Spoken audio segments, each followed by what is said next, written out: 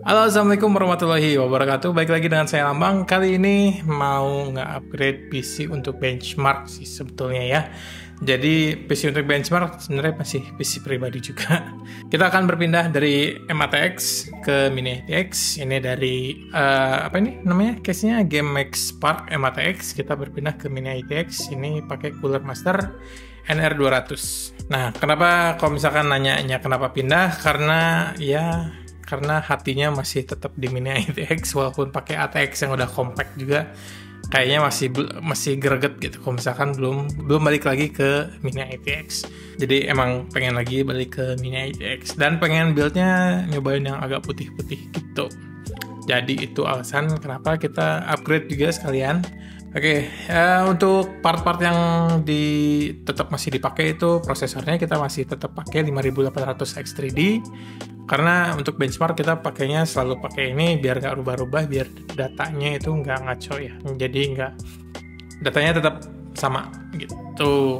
Itu dari prosesornya jadi nggak akan berubah. Untuk motherboardnya kita pasti berubah ya karena kita di sini pakainya M-ATX. Jadi di build sebelumnya kita pakai dari ASRock B550M Steel Legend. Kita berpindahnya ke sini, ke ASRock B550 Phantom Gaming ITX. Jadi ini size-nya otomatis beda ya. Ini udah ITX, terus size-nya lebih compact. Kelebihannya ya ada Wi-Fi-nya juga. Terus untuk secara performa sih kurang lebih mirip-mirip aja ya gitu. Jadi nggak begitu beda jauh juga. Jadi kenapa kita pakai ini aja? Oke, begitu dari motherboardnya langsung kita kita upgrade juga RAM ya. Nah, untuk si RAM-nya, tapi alhamdulillah dari tim grup dia ngirimin T-Force Extreme ARGB. Ini size-nya masih tetap sama di 32GB, terus si speed-nya emang agak turun di 3200. Tapi bakalan kita overclock juga di 3600 biar nggak berubah si spesifikasi benchmarknya ya. Jadi kita masih tetap cobain di 3600. Seharusnya sih kalau pakai T-Force Extreme ini pastinya bakalan bisa lah. Biasanya juga 4000 masih jalan kadang-kadang ya. Thank you banget buat tim grup yang udah mau ngirimin ini. Jadi T-Force Extreme ini salah satu top of the line-nya si RAM-nya dari tim. Jadi untuk overclock-nya juga lebih stable. Udah gitu si heatsink-nya lebih bagus dan si RGB-nya juga lebih terdistribusi baik. Jadi lebih cakep lah ya. Lalu kita dikirimnya juga yang putih biar seragam sama casing-nya. Kita mau pakai tema-temanya putih-putih semua. Nah, untuk power supply kita juga di-upgrade ya. Jadi sebelumnya kita pakai FSP Hydro yang 650 watt, 80 plus gold, full modular juga. Tapi sekarang kita karena berpindah ke Mini ATX dan saya coba kontak ke FSP mau collab juga. Alhamdulillah FSP mau. Jadi FSP ngirimin saya FSP Dagger Pro yang kapasitasnya di 850 watt. Luar biasa ya. Ini SFX loh. Ini size-nya dia di SFX, kapasitasnya 850 watt, full modular, 80 plus gold, dan udah support ATX 3 dan PCIe 5 dan pin 16 pin yang buat GPU Nvidia yang terbaru seperti RTX 4070 ke atas. Thank you banget buat FSP yang udah mau ngirimin produknya. Luar biasa ya ini. Nah, untuk internalnya juga dia udah semi fanless. Jadi untuk 30% load itu dia masih silent, 30% ke bawah dan 30% ke atas dia baru nyala fan-nya untuk pendinginin internalnya. Lalu internalnya juga dia udah pakai Japanese capacitor ya. Jadi full Japanese capacitor. Udah rate-nya di 150 derajat Celcius. Jadi yang pasti ini udah tier A semua ya kapasitornya. Lalu untuk ya support yang terbarunya sih itu sih si ATX 3 dan PCIe 5. Jadi untuk GPU Nvidia yang terbaru kalian udah nggak perlu lagi pakai adaptor, jadi langsung single cable aja, nyolokin dari power supply langsung ke GPU-nya. Sekali lagi, thank you banget buat FSP yang mau nge-collab bareng buat nge-review GPU dan nge-upgrade si PC untuk benchmark. Begitu. Oke, palingan begitu deh dari part-part yang bakalan kita upgrade. Langsung aja kita ke B-roll untuk upgrade-nya aja. Sip, thank you. Oke, pertama-tama kita ngeluarin langsung aja dulu motherboardnya. Tadi udah dibongkar ya semuanya. Jadi sekarang kita tinggal pasang lagi. Ini baru dikeluarin, si motherboardnya dikeluarin dulu. Sekalian tutorial aja ya. Jadi motherboardnya dikeluarin dan cari surface yang nggak terlalu keras. dan tidak konduktif, jadi nggak bakal konslet ya. Lalu siapin prosesornya seperti biasa, prosesor disiapin. Nah, lalu seperti biasa kalau AMD levernya tinggal diangkat aja, dan biasanya Ryzen-nya tuh ngadep ke sana gitu.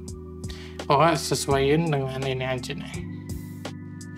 Dan kalau di sini ada segitiga warna emas tuh, titik kecil kayak gitu, terus disamain dengan yang ada gambar segitiga di sini. Jadi untuk tahu posisi yang betul seperti itu kurang lebih. Nah, dan biasanya si tulisan Ryzen-nya ngadepnya ke sini. Jadi ini udah masuk. Soalnya kalau di kesini juga dia nggak akan mau masuk sih. Dia nggak akan bisa masuk. Jadi hanya satu arah aja begini. Dan di wiggle-wiggle, digoyang-goyang biar yakip masuk. Dan tip, dah. Prosesor udah install. Lalu selanjutnya kita pasang RAM. Nah, RAM-nya udah kita keluarin. Ini dari tim T-Force yang Extreme RGB. Langsung aja kita pasang. Caranya ini slot RAM ya di sini. Ini namanya slot RAM. Caranya kalau di sini nggak bisa dibuka, bagian atasnya yang dibuka. Kayak gitu, udah kebuka klipnya. Baru kalian pasang sesuai dengan slotnya. Nah, kelihatan nggak ya? Nah, si slotnya harus sama dengan ininya ya. Jadi harus sejajar, jangan kebalik. Kalau kebalik juga nggak akan bisa kepasang. Kalau kebalik juga nggak akan bisa kepasang, jadi harus satu arah. Jadi nggak mungkin salah juga ya. Oke, tekan satu sisi dan satu sisi lain nyampe klip. Ini berarti udah terpasang. Tuh, tinggal yang satu lagi, posisinya sama ini lagi kayak tadi. Oke, tekan satu sisi lagi tekan. Oke. Nah, ini udah RAM-nya udah kepasang, jadi udah aman. Sip. Lalu kita install SSD. Oke, kita buka. Nah, ini udah terbuka ini karena kita beli second, jadi thermal pads-nya udah dibuka sendiri ya. Sendirinya kayak gini ya, yang NVMe bukan yang 2,5 inch. Jadi kita masukin ke slot ini. Caranya kurang lebih sama, bukaannya juga cuman begitu. Disamain bukaan antara bukaan ininya dengan si NVMe-nya, tinggal dicolokin, udah. Berarti ini udah kepasang. Udah kayak gini udah kepasang, tinggal kita pasang lagi si heatsink-nya. Oke, udah kepasang. Lalu kita pasang CPU cooler. Nah, untuk CPU cooler-nya kita di sini harus ngelepas si ini nih, si bracket bawahannya, jadi harus kita lepas. Harus pakai bracket dari Thermalright-nya. Jadi kita buka aja. Nyangkut. Ini kita lepas. Ini baru kita lepas.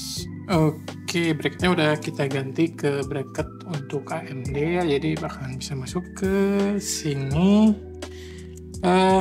Instalasinya agak unik sih ya, jadi harus dari belakang ngoncenginnya, jadi agak ribet juga. Langsung aja kita pakai thermal paste. Kurang lebih sebiji jagung gitu. Sip. Nah, gitu. Oke.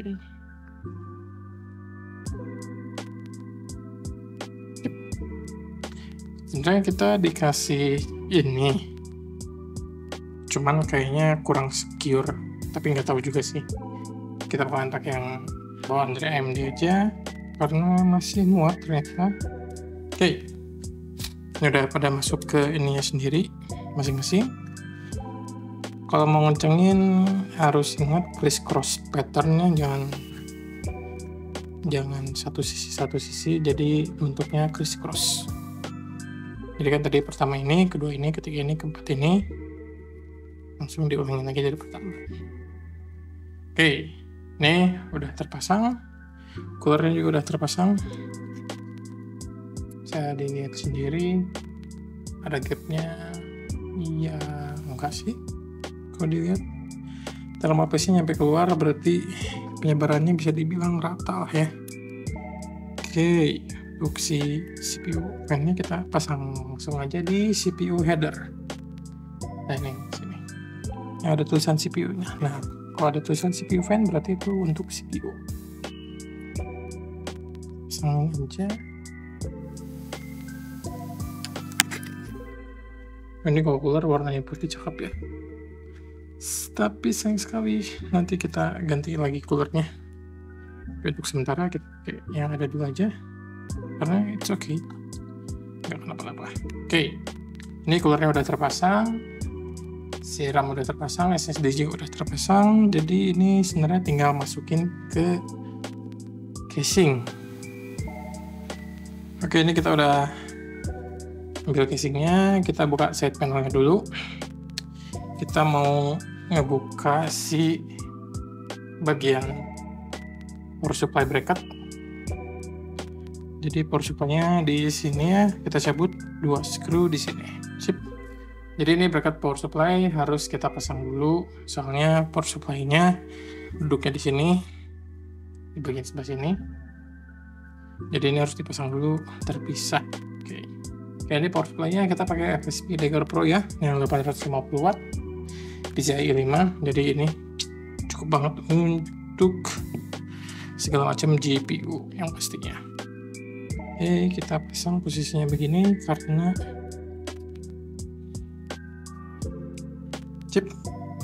posisinya begini soalnya kita ambil udara dinginnya dari sini, ngebawa ke atas. Tuh.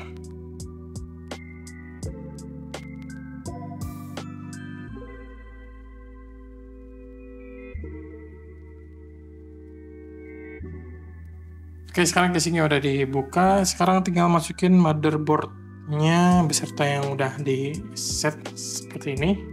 Tadi udah pasang cooler, pasang SSD, pasang RAM. Tinggal kita masukin ke casing.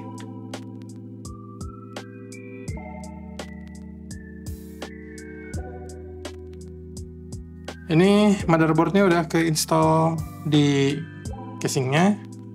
Jadi udah aman. Kita tinggal pasang-pasangin si kabel-kabel yang dari power supply.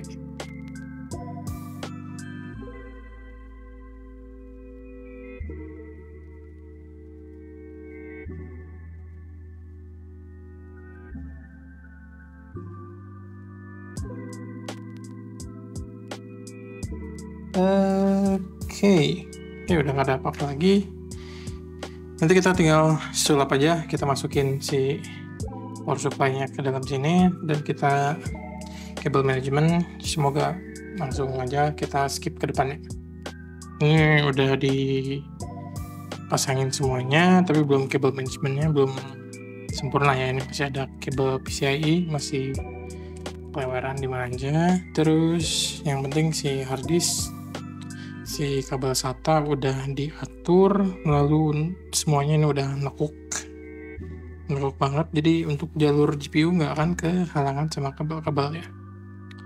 Begitu. Langsung untuk fan juga udah dipasang 2 ya. Ini pakai Arctic dari casing yang sebelumnya, dari build yang sebelumnya kita pakai lagi karena NR200P ini saya nggak dapat fan karena saya belinya bekas, nggak dapat bonus fan-nya, jadi harus pakai fan sendiri.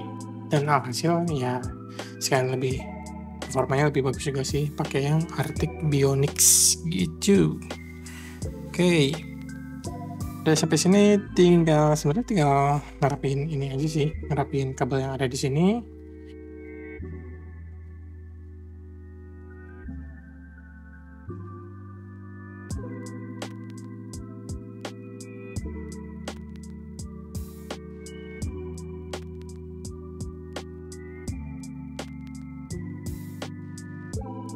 Oke, gitu. Di kabel-kabelnya udah aman semua, sudah nggak halangin untuk GPU. Jadi ini emang kabel PCIe yang ini memang untuk GPU, jadi kita bebasin satu. Itu. Oke, kita tinggal langsung masukin aja GPU-nya. Kita pakai Aorus 6750 XT dari AMD.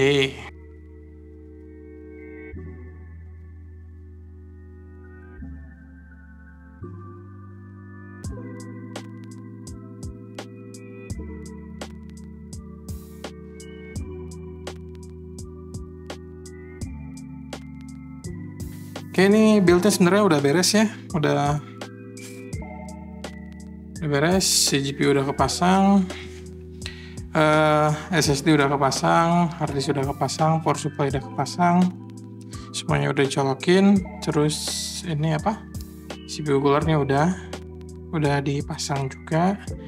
Nggak tahu performanya kayak gimana, nanti kita coba lihat aja. Terus si kipas exhaustnya juga udah kita pasang gitu. Oke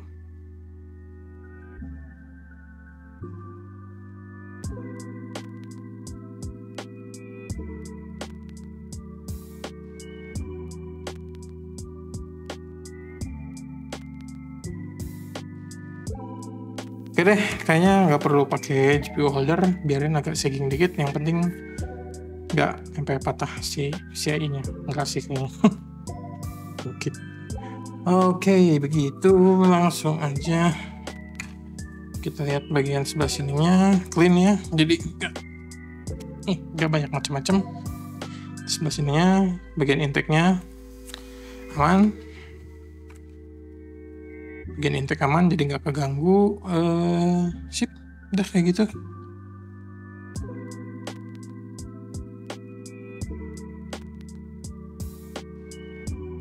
Gitu. Oke, sekarang build-nya udah beres. Kita gini dulu aja. Yang penting bisa up and running dan bisa berfungsi lagi seperti biasa. Nanti B-roll-nya pasti kita shooting lagi besok, kalau nggak lusa lah. Oke, intinya begitu. Oke, sip, begitu. Sampai jumpa besok. Oke, alhamdulillah build-nya sudah beres. Tapi untuk di build ini CPU cooler-nya saya ganti ke Deepcool AG400 yang warna putih. Dan saya kasih lagi fan tambahan pakai Arctic P12 putih yang RGB, biar si build-nya bisa selaras putih-putih semuanya. Untuk secara performance sih udah cukup banget sih untuk ngedinginin 5800 X3D ini.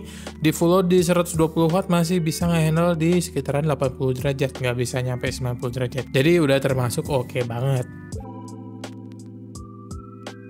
Oke deh, gitu aja dari build upgrade sekarang. Thank you banget buat tim grup yang udah ngirimin RAM tim ekstrimnya. Dan terima kasih juga kepada FSP yang udah ngirimin power supply SFX-nya yang luar biasa powerful. 850 watt, bisa support dual CPU, dan juga udah ada dedicated 12 volt high power langsung ke power supply-nya. Jadi nggak perlu lagi kabel-kabel adapter untuk benchmark GPU Nvidia yang paling baru. Oke deh, sekian dari saya. Nama saya Lambang. Assalamualaikum warahmatullahi wabarakatuh.